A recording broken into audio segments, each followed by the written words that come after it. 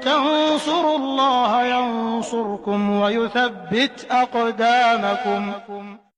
Posisi shaf anak kecil ketika sholat. Pertama, ada dua istilah terkait usia anak yang perlu kita kenal agar bisa memahami kasus lebih sempurna. 1. Tamyiz, usia di mana anak sudah bisa membedakan antara yang baik dan yang buruk.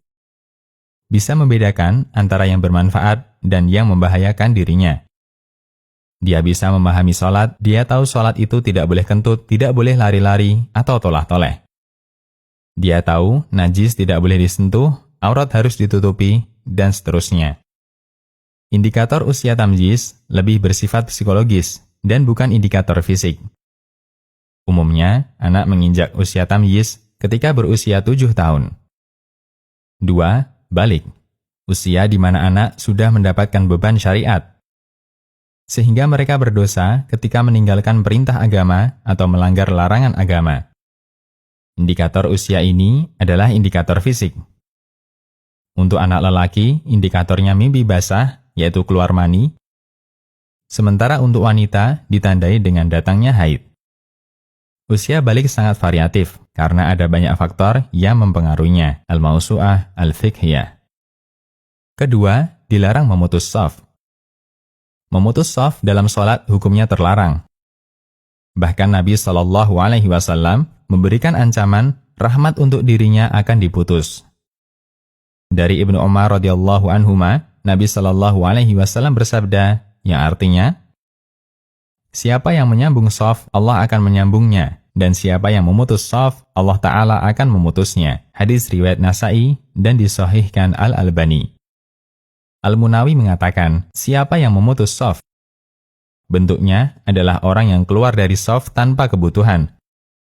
Atau dia masuk shaf, sementara dia biarkan ada celah antara dia dengan orang yang ada di sebelahnya, tanpa ada kebutuhan.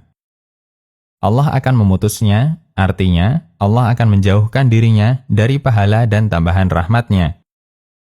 Karena balasan sejenis dengan amal, Faidul Qadir. Berdasarkan keterangan Al-Munawi, termasuk bentuk memutus shaf, ketika seseorang meletakkan benda seperti tas atau sejenisnya di antara shaf. Termasuk juga mereka yang tidak sholat berposisi di sela-sela shaf. Seperti anak kecil yang belum paham sholat, merekalah anak kecil yang belum tamyiz. Ketiga, sholatnya anak tamyiz, statusnya sah. Anak kecil yang sudah tamyiz, sholatnya sah, meskipun dia belum balik. Karena batas awal keabsahan ibadah adalah usia tamyiz dan bukan balik. Untuk itulah Nabi SAW memerintahkan kepada orang tua yang anaknya sudah 7 tahun agar mereka disuruh untuk sholat. Dari Abdullah bin Amr bin As radhiyallahu anhuma, Nabi SAW bersabda, yang artinya, perintahkan anak kalian untuk sholat ketika mereka sudah berusia 7 tahun. Dan pukul mereka, paksa untuk sholat ketika mereka berusia 10 tahun. Hadis riwayat Abu Daud dan disahihkan Al-Albani.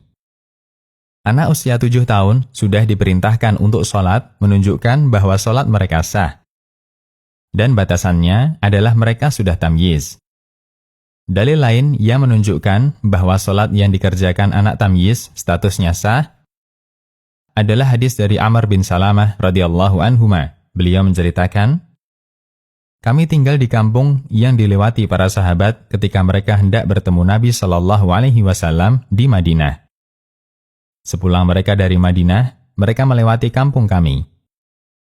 Mereka mengabarkan bahwa Rasulullah SAW bersabda demikian dan demikian. Ketika itu, saya adalah seorang anak yang cepat menghafal, sehingga aku bisa menghafal banyak ayat Al-Quran dari para sahabat yang lewat. Sampai akhirnya, ayahku datang menghadap Rasulullah SAW bersama masyarakatnya. Dan beliau mengajari mereka tata cara sholat. Beliau bersabda, yang menjadi imam adalah yang paling banyak hafalan Qur'annya. Sementara aku, Amr bin Salamah, adalah orang yang paling banyak hafalannya, karena aku sering menghafal. Sehingga mereka menyuruhku untuk menjadi imam. Aku pun mengimami mereka dengan memakai pakaian kecil milikku yang berwarna kuning. Aku mengimami mereka ketika aku berusia 7 tahun atau 8 tahun. Hadis riwayat Bukhari dan Abu Daud. Amr bin Salamah ketika menjadi imam usianya sekitar 7 tahun. Dan itu direstui oleh Nabi SAW, sementara makmumnya orang dewasa.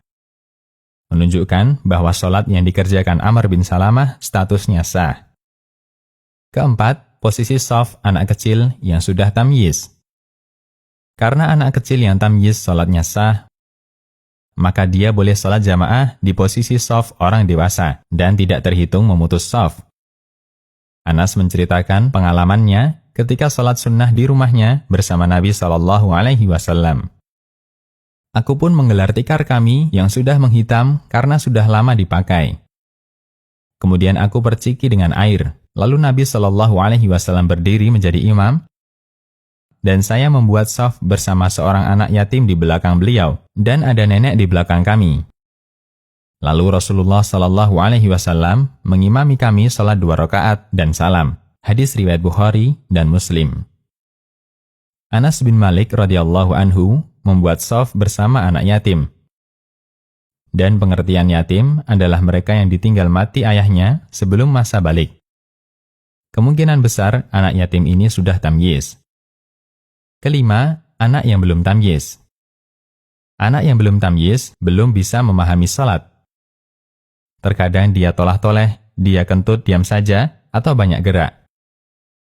Sehingga anak yang belum tamyiz salatnya batal. Untuk itu, anak belum tamyiz tidak boleh diposisikan di sela-sela shaf. Karena jika diposisikan di sela-sela shaf, dia akan memutus shaf. Di mana mereka harus diposisikan? Yang lebih baik tetap didampingi orang tuanya dan tidak ditaruh di belakang. Karena biasanya anak akan bermain bersama komplotannya dan itu semakin mengganggu. Anak belum tamyiz bisa diposisikan di ujung shaf didampingi orang tuanya. Dia tidak memutus shaf karena berada di ujung tetap terjaga dengan aman dan bisa mengikuti sholat bersama orang tuanya. Asy-Syaukani mengatakan, anak kecil yang belum tamyiz menutup celah ujung shaf Nailul Autar. Demikian, Allahu a'lam. Konsultasi Syariah.